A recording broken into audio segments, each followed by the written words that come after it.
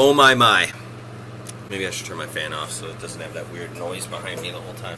There's a lot going on right now. I think I'm going to do that Q&A. I put up a post on Facebook yesterday asking for questions, so I'm going to go through and answer those now. I think I'm going to do them in reverse order. Eileen Lindemood says, how do you decide what's worthy to go on your vlog? Usually, if I'm going to cut something from my vlog, it's me talking.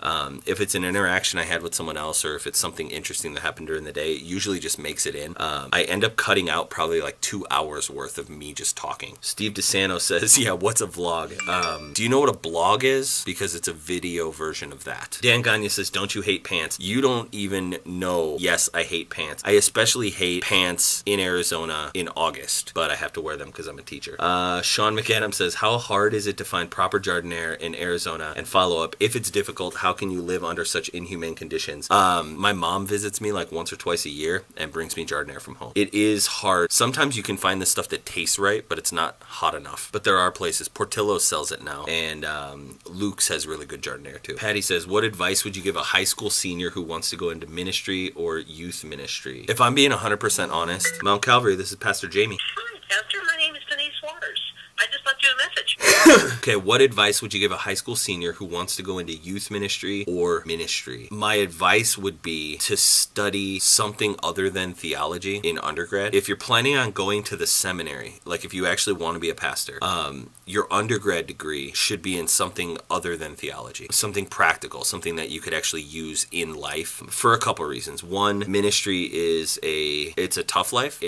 I wish I could say that every single person that becomes a pastor stays a pastor for the rest of their life, but that's not the case. And if all you've ever studied is theology, it's going to be really hard to change careers when you don't have any other marketable skills. But even more than that, in ministry, you need so much more than just theology. I was 25 before I really ever looked at a business's balance sheet.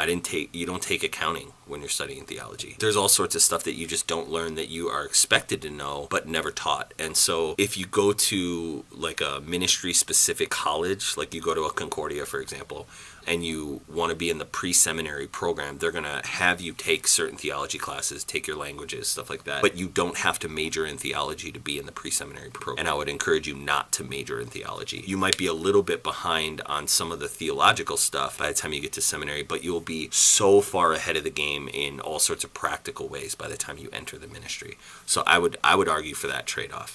If you want to be in youth ministry, it's a lot harder now to get hired on as a full-time youth minister than it used to be.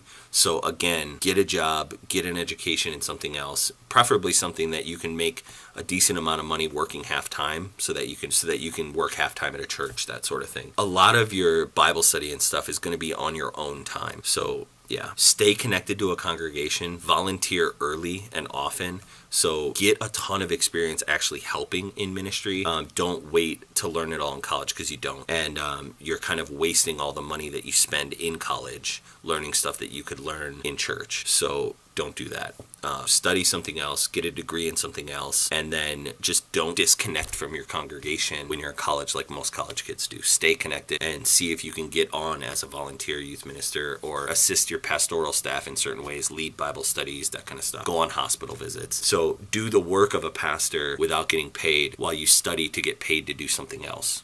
I don't know if that makes sense, but that's my biggest advice. And pray a ton, obviously. Matt Beisel says, what's one of your greatest regrets? That's a good question. What's one of your greatest regrets? Who's a person who has had a tremendous positive impact in your life, and why? If you could have a nozzle coming out of your belly button that dispensed one condiment of any kind, what would it be and why? Good questions. Answers are, greatest regret is not being classically trained on any instruments.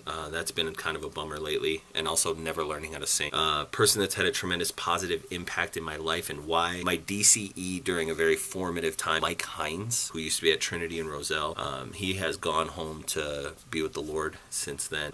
He really pulled me out of a particular direction in life where I was heading in a way that I probably shouldn't go, and gave me an opportunity to serve in the church in a way that obviously had an impact on me. Nozzle dispenser condiment, probably Cheese Whiz, because it goes good on everything, and I never have it when I want it. Brandon Rip, are hot dogs considered sandwiches? If the bun is stale enough and it rips, and so there's 2 pieces of bread around it, then yes. Otherwise, no. Could God, Jason Swan, could God microwave a burrito so hot that he himself could not eat it?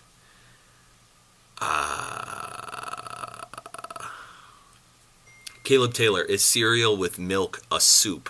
The way I eat it, yes, it's a soup. The way my wife eats it, it's actually a salad. Jason Lloyd, if you had one shot, one opportunity to seize everything you ever wanted in one moment, would you capture it or just let it slip? I feel like this question accurately describes every Tuesday of my life. Beginning at 8 a.m., I have one shot, one opportunity to seize everything I ever wanted in one moment, and I typically let it slip away on Tuesdays. Theron Jenkins, why are clowns allowed? Because you can't legislate morality. Justin Barney, what happens in the afterlife to those in off-grid jungle areas who never hear the gospel? I'd be interesting to know what would make this not a question first. Wide-scale global deforestation or the globalization and interconnectedness of cultures? Daniel Parsons, what style would you rock if you could? This would be something you currently can't rock. First of all, I'm not entirely sure there's a style I can't rock. But what style would I rock if it was... When you say can't rock, do you mean because it's socially unacceptable and I can't do it? Or because it doesn't look good on me? Because those are 2 different questions.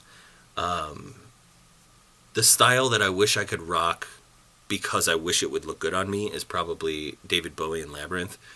The style that I wish I could rock, but it's not socially acceptable, so I'm not allowed to rock it, would probably be Matthew Lillard and SLC Punk. Rick Scholes, if you could be a bird, what type of bird would you be? Eagle. Bronwyn, can you explain string theory for Steven Siebert and Tyler Hathaway again? Short answer, no. Technically I could, but I don't think they're paying any closer attention now than they were when I tried to last time, so no.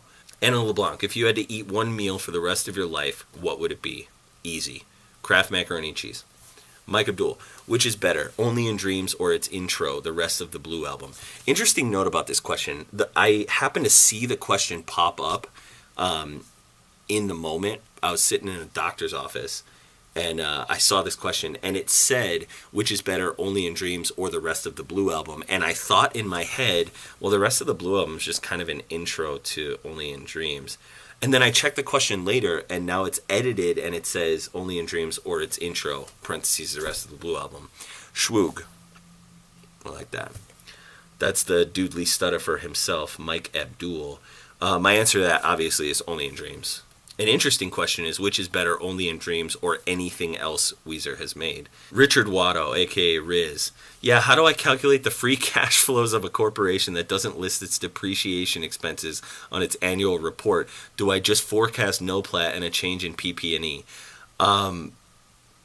If I understand your question correctly, which I guarantee I don't, I think that a change in gross PP&E is already implied and written into earnings before taxes. But my question is this homework that you're asking me to do for you? Because if it is, how many degrees are you going to get? And if it's not homework and this is a real question about a real client, can't you just ask them? Well, that was fun.